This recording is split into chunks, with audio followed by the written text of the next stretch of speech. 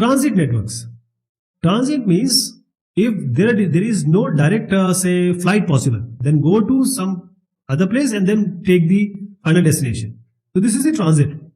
So content and application, they are hosted in DCN, data center network, and we access this content from the access network. This normally happens. Okay. See, content is there and this is in DCN. We access it through access network. There is a proper network. So content will start or traverse internet from this data center and we will have an access network and ultimately it comes to our device. Right.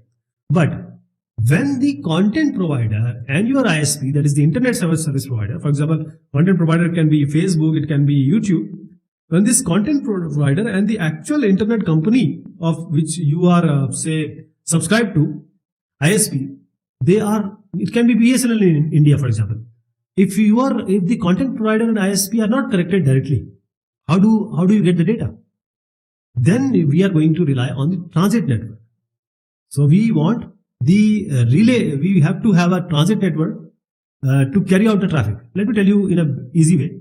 There are two networks here. There is no direct path. So we have to have a transit network in between. Okay.